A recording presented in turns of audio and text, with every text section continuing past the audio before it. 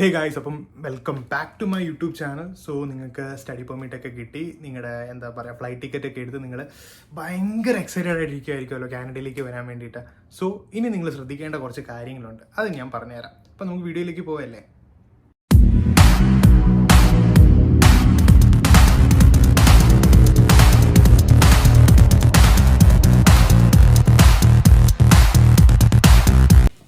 ഇനി എന്തൊക്കെയാണ് ശ്രദ്ധിക്കേണ്ടതെന്നല്ലേ, നിങ്ങൾ വരുന്ന സമയത്ത് നിങ്ങൾക്ക് കുറച്ച് ഡോക്യുമെൻറ്റ്സും കാര്യങ്ങളും കൊണ്ടുവരണം. ആ ഡോക്യുമെൻറ്റ്സ് നിങ്ങൾക്ക് എന്തൊക്കെയാണെന്ന് ഒരു ഐഡിയയും കാണത്തില്ല. നിങ്ങൾ അവിടെ നിന്നും ഇവിടെ നിന്നും കുറേ സെർച്ച് ചെയ്തിട്ട് അയ്യോ ഇത് കൊണ്ടുവരണം, അത് കൊണ്ടുവരണം, ഇത് പാൻ കാർഡ് എടുക്കണോ, ആധാർ എടുക്കണോ എന്നൊക്കെ ടെൻഷൻ അടിച്ചിരിക്കുകയായിരിക്കും. സോ ഞാനിപ്പോൾ പറഞ്ഞുതരാൻ പോകുന്നത്, ഞാൻ വന്ന സമയത്തും എൻ്റെ ഫ്രണ്ട്സ് ആയിട്ടുള്ള കുറച്ച് പേര് വന്ന സമയത്തും നമ്മൾ എന്തൊക്കെ കൊണ്ടുവന്നു എന്നുള്ളത് അവരുടെ അടുത്ത് നിന്നെല്ലാം കളക്ട് ചെയ്തിട്ടുള്ള ഒരു കംപ്ലീറ്റ് ലിസ്റ്റാണ്. പിന്നെ ഇത് നിങ്ങൾ മാക്സിമം ഒരു ഓർഗനൈസറിൽ കൊണ്ടുവരാൻ ശ്രമിക്കുക. ഓർഗനൈസറിൽ കൊണ്ടുവരാൻ ശ്രമിച്ചു കഴിഞ്ഞാലുള്ള ഒരു ബെറ്റർ യൂസ് എന്ന് വെച്ചാൽ, നിങ്ങളിപ്പം ഷെയർഡായിട്ട് അക്കോമഡേഷനിൽ നിൽക്കുന്നവരാണ്, ഒരു 4-5 പേര് ഒരുമിച്ച് നിൽക്കുന്നവരാണ് എങ്കിൽ നിങ്ങളുടെ ഒരു നോർമൽ ഫയലിനെ കാട്ടിലും ഒരു പോർട്ട്ഫോളിയോ പോലത്തെ ഒരു സാധനത്തിൽ ഇട്ട് കഴിഞ്ഞാൽ ഇറ്റ്സ് ബെറ്റർ. നിങ്ങൾക്ക് കുറച്ചുകൂടെ യൂസ്ഫുൾ ആയിരിക്കും ഡോക്യുമെൻറ്റ്സ് എല്ലാം കൂടെ ഇത് എന്താ പറയുക ഓർഗനൈസ് ചെയ്ത് വെക്കാൻ. പിന്നെ ഞാൻ പറയാൻ പോകുന്ന ഡോക്യുമെൻറ്റ്സ് എന്തായാലും നിങ്ങളൊരു മിനിമം ഒരു 6 to 10 കോപ്പീസ് എങ്കിലും എടുത്തിട്ട് വരണം. ഞാൻ മോർ ദാൻ 10 കോപ്പീസ് എടുത്തിട്ടാണ് വന്നത്. എനിക്കതുകൊണ്ട് ഇവിടെ യൂസ് ആയിട്ടേ ഉള്ളൂ. കാരണം കാനഡയിലെ ചില പ്രൊവിൻസിൽ, ഇപ്പം ഞാൻ ഒണ്ടാരിയോയിലാണ് നിൽക്കുന്നത്, ചില പ്രൊവിൻസുകളിൽ നമുക്ക് എന്താ പറയുക ഫോട്ടോ കോപ്പീസ് എടുക്കാനാണെങ്കിൽ കുറച്ച് ടഫാണ്. നമ്മുടെ നാട്ടിൽ ഉള്ളതുപോലെ ജംഗ്ഷനിൽ ചെന്ന് നമുക്ക് ചേട്ടാ ഒരു 2 ഫോട്ടോ കോപ്പി എന്ന് പറഞ്ഞാൽ നമുക്ക് ഇവിടെ എടുക്കാൻ പറ്റത്തില്ല. പിന്നെ പ്രൈസ് ആണെങ്കിലും ഭയങ്കര കൂടുതലാണ്. ഒരു പ്രിൻറ്റിന് നമുക്ക് ഏകദേശം നാട്ടിൽ 60 രൂപ കൺവേർഷൻ റേറ്റ് വരുമ്പോൾ 60 രൂപ ആ റേഞ്ച് വരും. എല്ലായിടത്തും അല്ല, ചിലയിടത്ത് കൂടിയും കുറേയൊക്കെ ചെയ്യും. സോ എന്തുകൊണ്ടും ബെറ്റർ നിങ്ങൾ നാട്ടിൽ നിന്ന് കുറച്ച് പ്രിൻ്റ് ഔട്ട് എടുത്തിട്ട് വരുന്നതാണ് നല്ലത്. സോ നിങ്ങൾ ഇങ്ങോട്ട് വരുന്നതിന് മുമ്പ് ഫസ്റ്റ് നിങ്ങളുടെ കയ്യിൽ വേണ്ടത് പാസ്പോർട്ടാണ്. ഓബിയസ്ലി നിങ്ങളുടെ കയ്യിൽ പലരുടെയിലല്ല, നിങ്ങളുടെ കയ്യിൽ എല്ലാവരുടെയിലും കാണും പാസ്പോർട്ട്. കാരണം പാസ്പോർട്ട് ഇല്ലാതെ വിസയ്ക്ക് വയ്ക്കാൻ പറ്റത്തില്ലല്ലോ. പക്ഷേ പാസ്പോർട്ട് നിങ്ങൾക്ക് ശ്രദ്ധിക്കേണ്ട 2 കാര്യങ്ങളുണ്ട്. ഫസ്റ്റ് നിങ്ങൾ ശ്രദ്ധിക്കേണ്ടത് നിങ്ങളുടെ എക്സ്പയറി ഡേറ്റ്, പാസ്പോർട്ടിൻ്റെ എക്സ്പയറി ശ്രദ്ധിക്കുക. മിനിമം നിങ്ങളുടെ ഇപ്പം നിങ്ങൾ സ്റ്റഡീസിനാണ് വരുന്നതെങ്കിൽ സ്റ്റഡി ടൈം പീരീഡ് ഉണ്ടല്ലോ, ആ ടൈം പീരീഡിലെങ്കിലും നിങ്ങളുടെ പാസ്പോർട്ടിൻ്റെ എക്സ്പയറി കാണണം. അതായത് നിങ്ങൾ 2024 വരുന്നവരാണ്, 26ലാണ് നിങ്ങളുടെ ക്ലാസ് കഴിയുന്നതെങ്കിൽ ഒരു വാലിഡിറ്റി മിനിമം 2026 വരെയെങ്കിലും കാണണം. ഇത് ഒരു പ്രിക്കോഷൻ എന്നുള്ള രീതിയിൽ ഞാൻ പറയുന്നതാണ്. കാരണം ഇവിടെ വന്ന് പാസ്പോർട്ട് എന്താ പറയുക റീസബ്മിറ്റ് ചെയ്ത് പുതുക്കാനൊക്കെ പോകാൻ നിന്ന് കഴിഞ്ഞാൽ കുറച്ച് ടഫാണ്, സമയവും എടുക്കും, നമുക്ക് അതിൻ്റെ പിറകെ നടക്കേണ്ടിയും വരും. സോ അതൊന്ന് ഒഴിവാക്കാനായിട്ടാണ് ഞാൻ ഈ ഒരു കാര്യം പറയുന്നത്. പിന്നെ രണ്ടാമത്, നമുക്ക് പാസ്പോർട്ടിൽ വിസയൊക്കെ അടിച്ച് വരുമല്ലോ. ഞാൻ ഈ സൈഡിൽ ഫോട്ടോ എടുത്തേക്കാം. വിസ അടിച്ച് വരുന്ന സമയത്ത് നിങ്ങൾ ശ്രദ്ധിക്കേണ്ട കേസാണ്, നിങ്ങൾക്ക് സ്റ്റഡി പെർമിറ്റ് ആണ് വരുന്നതെങ്കിൽ, സ്റ്റഡി വിസയാണ് വരുന്നതെങ്കിൽ അതിൻ്റെ താഴെ അതിൻ്റെ ഒരു എക്സ്പയറി സമയം കാണിക്കും. 2 years കോഴ്സ് ആണെങ്കിൽ അതിൻ്റെ ലാസ്റ്റ് ഒരു ഡേറ്റ് കാണിക്കും. ആ ഡേറ്റ് ഒന്ന് ക്രോസ് ചെക്ക് ചെയ്തോണം. കാരണം നിങ്ങളുടെ സ്റ്റഡി ടൈം കഴിഞ്ഞ് ഒരു 3 months എങ്കിലും കൂടുതൽ കാണണം അതിൽ, മനസ്സിലായോ? ഇല്ലെങ്കിൽ നിങ്ങൾക്ക് വർക്ക് പെർമിറ്റിന് അപ്ലൈ ചെയ്യാൻ കുറച്ച് ടഫായിരിക്കും. അടുത്ത് നിങ്ങൾക്ക് വേണ്ട നിങ്ങളുടെ കോളേജിൽ നിന്നുള്ള അക്സെപ്റ്റൻസ് ലെറ്ററാണ്.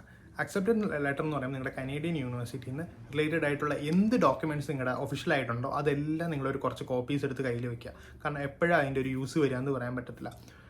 പക്ഷേ പ്രധാനമായിട്ടും LOA ലെറ്റർ ഓഫ് അക്സെപ്റ്റൻസ് നിങ്ങൾ എന്തായാലും എടുത്തിരിക്കണം. കാരണം എന്താണെന്ന് വെച്ച് കഴിഞ്ഞാൽ നിങ്ങളുടെ ഇമിഗ്രേഷൻ ഓഫീസർ നിങ്ങൾക്ക് സ്റ്റഡി പെർമിറ്റ് തരുന്ന സമയത്ത് അവർ ചോദിക്കും, LOA ചോദിക്കും, GIC റെസിപ്റ്റ് ചോദിക്കാം. സോ നിങ്ങളുടെ പ്രൂഫ് ഓഫ് ഫണ്ട് അതും നിങ്ങൾ വെച്ചേക്കുക. നിങ്ങളുടെ ഏത് ബാങ്കിലാണോ നിങ്ങൾ GIC ഇട്ടേക്കുന്നത് ആ ബാങ്കിൽ നിന്ന് കിട്ടുന്ന ഒരു സ്റ്റേറ്റ്മെൻറ്റ് ഉണ്ട്, അതും ഒരു മൾട്ടിപ്പിൾ കോപ്പീസ് ബാക്കപ്പിന് എടുത്ത് വയ്ക്കുക. കാരണം ഇവിടെ വന്ന് ബാങ്കിൽ ആക്ടിവേറ്റ് ചെയ്യുന്ന സമയത്താണെങ്കിലും വേറെ പല കാര്യത്തിനും നമുക്കത് യൂസ് ചെയ്യാൻ പറ്റും. കാരണം ഇവിടെ എല്ലാവരും ഇപ്പം ഒരു റെൻ്റൽ ഇതിന് വേണ്ടി പോകുന്ന സമയത്താണെങ്കിൽ പോലും ചിലവർ ചോദിക്കാൻ പറ്റും, ഓക്കെ നിങ്ങൾക്ക് ജോബ് ഇല്ലല്ലോ, പിന്നെ എങ്ങനെ നിങ്ങൾ പേ ചെയ്യും എന്ന് പറഞ്ഞു കഴിഞ്ഞാൽ, ഓക്കെ എനിക്ക് എൻ്റെ കനേഡിയൻ അക്കൗണ്ടിൽ എനിക്ക് ഇത്ര $, ഉണ്ട് എന്ന് നിങ്ങൾക്ക് കാണിക്കാൻ പറ്റും. അത് ഏറ്റവും വലിയൊരു അഡ്വാൻറ്റേജ് ആണ് നിങ്ങൾക്ക് വീടും കാര്യങ്ങളൊക്കെ കിട്ടുന്ന കാര്യത്തിന്. കാരണം ഇവിടെ സിബിൽ സ്കോറും കാര്യങ്ങളും നോക്കിയിട്ടൊക്കെയാണ് നമ്മുടെ എന്താ പറയുക ഹൗസും കാര്യങ്ങളൊക്കെ എടുക്കാൻ പറ്റുന്നത്. അപ്പോൾ ഞാൻ പറഞ്ഞല്ലോ ഫിനാൻഷ്യൽ പ്രൂഫ് കൂടെ നിങ്ങൾക്ക് വേണം. അതായത് ഞാൻ നേരത്തെ പറഞ്ഞ നിങ്ങളുടെ GIC ഉള്ള കാര്യം, അതിൻ്റെ ഒരു 2-3 കോപ്പീസും കൂടെ നിങ്ങൾ എന്തായാലും എടുത്ത് വയ്ക്കുക. പിന്നെ അതിനുശേഷം നിങ്ങൾ കൊണ്ടുവരേണ്ട കാര്യം എന്ന് വെച്ച് കഴിഞ്ഞാൽ നിങ്ങളുടെ ട്രാവൽ ഇൻഷുറൻസ് മാൻഡേറ്ററി അല്ല എന്ന് എനിക്കറിയാം. പക്ഷേ ഞാൻ ട്രാവൽ ഇൻഷുറൻസ് എടുക്കാൻ നിങ്ങളുടെ അടുത്ത് നിർബന്ധിക്കും എന്ന് തന്നെ പറയാം. കാരണം നിങ്ങളിപ്പം സെപ്റ്റംബർ ഇൻടേക്കിൽ വരുന്നവരാവാം, അല്ലെങ്കിൽ ജാൻ ഇൻടേക്കിൽ വരുന്നവരാണ്. അപ്പം അങ്ങനെയാണ് നിങ്ങൾ എന്തായാലും ഒരു 1 month മുമ്പ് വരുമ്പോഴത്തേക്കും മോസ്റ്റ്ലി കോളേജസ് നിങ്ങൾക്ക് ഇൻഷുറൻസ് പ്രൊവൈഡ് ചെയ്യുന്നുണ്ട്. ഗാർഡ്മിയുടെ ഇൻഷുറൻസ് ആയിരിക്കും 95% കോളേജസും പ്രൊവൈഡ് ചെയ്യുന്നത്. പക്ഷേ അത് നിങ്ങളുടെ ക്ലാസ് തുടങ്ങി ഒരു 2-3 ദിവസം കഴിഞ്ഞാൽ അത് ആക്ടിവേറ്റ് ആവത്തുള്ളൂ. അപ്പോൾ ആ ഒരു ടൈം പീരീഡ്, ഇപ്പം നിങ്ങൾ എന്താ പറയുക, ജാൻ ഇൻടേക്കിൽ വരുന്നവരാണ്, നിങ്ങൾ ഡിസംബർ മന്തിലേ വന്നു, ആ ഒരു 1 മന്ത് എന്തെങ്കിലും ഒരു മെഡിക്കൽ എമർജൻസി വന്നു കഴിഞ്ഞാൽ ഇവിടെ നല്ല ക്യാഷാണ് ട്രീറ്റ്മെൻറ്റും കാര്യത്തിനുമൊക്കെ. സോ ഞാൻ ട്രാവൽ ഇൻഷുറൻസ് എടുത്തിട്ട് വന്നത്, നിങ്ങൾക്കറിയാം എനിക്ക് കാലിനൊരു ഇഷ്യൂ ഉണ്ടായിരുന്നു, ഒരു ആക്സിഡൻറ്റ് പറ്റിയിട്ടുണ്ടെന്ന്. സോ ആ സമയത്ത് എനിക്ക് എക്സ്റേയും കാര്യങ്ങളൊക്കെ എടുക്കേണ്ടതുള്ളതുകൊണ്ട് ഞാൻ ട്രാവൽ ഇൻഷുറൻസ് എടുത്തിട്ട് വന്നു. അപ്പോൾ ഞാൻ എടുത്തത് എൻ്റെ ഒരു ഫ്രണ്ട് വഴിയാണ് എടുത്തത്. നിങ്ങൾക്ക് വേണമെങ്കിൽ പുള്ളിക്കാരനെ കോൺടാക്ട് ചെയ്യാം. ഞാൻ പുള്ളിക്കാരൻ്റെ ഡീറ്റെയിൽസ് ഞാൻ ഡിസ്ക്രിപ്ഷനിൽ കൊടുത്തേക്കാം, നിങ്ങൾക്ക് വേണമെങ്കിൽ ചെക്ക് ചെയ്ത് നോക്കാം. റീസണബിൾ റേറ്റ് കിട്ടും. കാരണം ഞാൻ എടുത്തിട്ട് എനിക്ക് ആ എമൗണ്ട് റീഇംബേഴ്സ്മെൻ്റ് ആയിട്ട് കിട്ടി. നാട്ടിലെ അക്കൗണ്ടിലാണ് വന്നത് ഞാൻ, കാരണം നാട്ടിലെ പ്രൂഫാണ് കൊടുത്തത്. നമുക്ക് എന്താ പറയുക, ചെക്ക് ബുക്കും കാര്യങ്ങളൊക്കെ, ക്യാൻസൽഡ് ചെക്കും കാര്യങ്ങളൊക്കെ കൊടുക്കണം റീഇംബേഴ്സ്മെൻറ്റിന്. അത് ഞാൻ അങ്ങനെ കൊടുത്ത് എനിക്ക് അങ്ങനെയാണ് കിട്ടിയത്. സോ ട്രാവൽ ഇൻഷുറൻസ് ഞാൻ മാൻഡേറ്ററി ആയിട്ട് പറയും. അറ്റ്ലീസ്റ്റ് ഇപ്പോൾ നിങ്ങൾ സ്പൗസുമായിട്ട് വരുന്നവരാണെങ്കിൽ ഞാൻ ഉറപ്പായിട്ടും സ്പൗസിന് മാൻഡേറ്ററി പറയും. മിനിമം ഒരു 3 to 6 months എങ്കിലും എടുത്തേക്കണം. നിങ്ങൾ ആ സമയത്ത് ക്യാഷ് നോക്കരുത്. കാരണം അറൗണ്ട് $6,000 to $10,000 ആവത്തുള്ളൂ. പക്ഷേ അത് ഇങ്ങോട്ട് വരുന്ന സമയത്താണെങ്കിൽ നമ്മുടെ കയ്യിൽ നിന്ന് നല്ല രീതിയിൽ ഇറങ്ങും. നിങ്ങൾ എൻ്റെ ഇൻസ്റ്റ സ്റ്റാറ്റസ് കണ്ടിട്ടുണ്ടോ എന്നറിയില്ല. ഞാൻ ചെക്കപ്പിന് പോയ സമയത്ത് എനിക്ക് അത്യാവശ്യം എല്ലാം കൂടെ ഒരു $150-700 എനിക്ക് ഇവിടെ നിന്ന് ഒരു ദിവസം ചിലവായി, മനസ്സിലായി. സോ അതെല്ലാം എനിക്ക് റീഇംബേഴ്സ്മെൻറ്റ് കിട്ടിയെന്ന് പറഞ്ഞപ്പോഴത്തേക്കും തന്നെ ഓക്കെ, ഞാൻ ചിലവാക്കിയ പൈസ എനിക്ക് ഇന്ത്യൻ മണീസിലാണെങ്കിൽ തിരിച്ച് കിട്ടിയിട്ടുണ്ട്.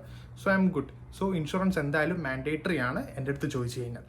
അടുത്തത് കുറച്ച് എംപ്ലോയ്മെൻറ്റ് ഡോക്യുമെൻറ്റ്സ് ആണ്. അതായത് ഇവിടെ വരുന്ന 90% സ്റ്റുഡൻസും ഇതിനു മുമ്പ് വർക്ക് ചെയ്തിട്ടുള്ളവരായിരിക്കും. അപ്പോൾ അവരുടെ വർക്ക് എക്സ്പീരിയൻസും റിലീവിംഗ് ലെറ്റർ കാര്യങ്ങളൊക്കെ ഉണ്ടല്ലോ, അതെല്ലാം നിങ്ങൾ സോഫ്റ്റ് കോപ്പി ആയിട്ടും വെച്ചേക്കണം, ഹാർഡ് കോപ്പീസ് ആയിട്ടും വെച്ചേക്കണം. കാരണം നിങ്ങളുടെ സ്റ്റഡീസ് കഴിഞ്ഞ് വേറൊരു ഇതിലേക്ക് പോകുമ്പോഴത്തേക്കും ഒരു എന്താ പറയുക, നിങ്ങൾക്ക് ഇങ്ങനെ എക്സ്പീരിയൻസ് ഉണ്ട് എന്ന് പറയാൻ എളുപ്പമാണ്, പക്ഷെ അത് പ്രൂവ് ചെയ്യാനായിട്ട് നമുക്ക് എന്തെങ്കിലും ഡോക്യുമെൻറ്റ്സ് വേണമല്ലോ. സോ നാട്ടിൽ നിന്ന് പിന്നെയും അത് ഫോളോ അപ്പ് ചെയ്തെടുക്കുക എന്ന് പറഞ്ഞു കഴിഞ്ഞാൽ it's not possible. So employment കുറച്ച് ഡോക്യുമെൻറ്റ്സ് കൂടെ നിങ്ങൾ എന്തായാലും കൈ കരുതിയേക്കണം. ലൈക്ക് ഞാൻ പറഞ്ഞ പോലെ നിങ്ങളുടെ എന്തെങ്കിലും ലൈസൻസ് എടുത്തിട്ടുണ്ടെങ്കിൽ ലൈസൻസ്, അതായത് AWS സർട്ടിഫിക്കറ്റ്, CEH, അങ്ങനെ എന്തെങ്കിലുമൊക്കെ ടെക്നിക്കൽ പ്രൊഫഷൻസി, അങ്ങനെ NSS, ലൈക്ക് എന്ത് സർട്ടിഫിക്കറ്റ്സ് ആണെങ്കിലും അതെല്ലാം എടുത്തേക്കണം. എപ്പോഴാണ് ഇവിടെ യൂസ് ആവുക എന്ന് പറയാൻ പറ്റത്തില്ല.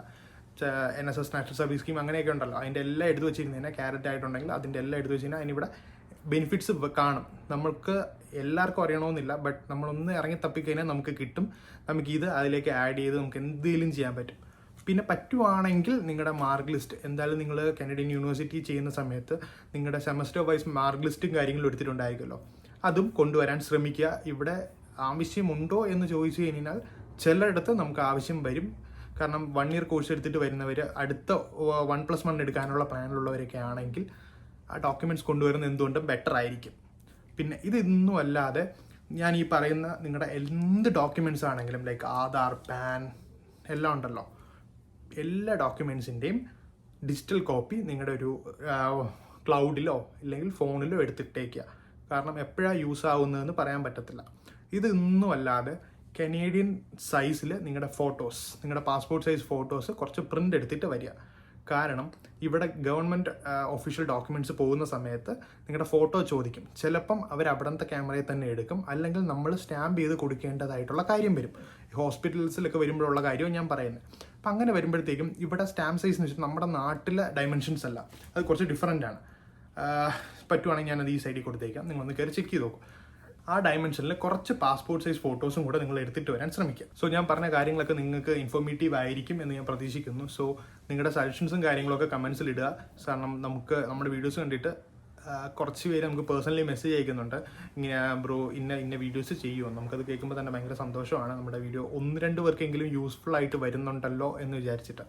സോ നിങ്ങളുടെ കമൻസ്, ഇത് എന്തെങ്കിലും ഡൗട്ട്സും കാര്യങ്ങളുണ്ടെങ്കിൽ കമൻസ് ഇടുക. ഞാൻ എന്തായാലും കമൻസ് എല്ലാം ചെക്ക് ചെയ്യുന്നതാണ്. നിങ്ങൾക്ക് മാക്സിമം ഞാൻ റിപ്ലൈയും കാര്യങ്ങളും തരാറുണ്ട്. എനിക്ക് ഇൻസ്റ്റയിലാണ് കുറേ പേര് മെസ്സേജ് അയക്കുന്നത്. ഇൻസ്റ്റയിൽ അങ്ങനെ ആക്റ്റീവ് അല്ല. സോ അതുകൊണ്ട് യൂട്യൂബിലിട്ട് തന്നെ നോട്ടിഫിക്കേഷൻ വരും, കമൻസ് കയറി ഞാൻ പിന്നെയും ക്രോസ് ചെക്ക് ചെയ്യും. സോ എല്ലാവരും മാക്സിമം കമൻറ്റ് ഇടാനായിട്ട് ശ്രമിക്കുക. ഇൻസ്റ്റയിൽ മെസ്സേജ് അയക്കും, ഞാൻ കാണുവാണെങ്കിൽ ഞാൻ എന്തായാലും റിപ്ലൈ തരും. ഞാൻ കണ്ടവർക്കൊക്കെ ഞാൻ റിപ്ലൈ കൊടുത്തിട്ടുണ്ട്. സോ ഈ വീഡിയോ എല്ലാവർക്കും യൂസ്ഫുൾ ആയെന്ന് പ്രതീക്ഷിക്കുന്നു. സോ അടുത്തൊരു വീഡിയോ കാണുന്നവരിക്കും. Bye guys.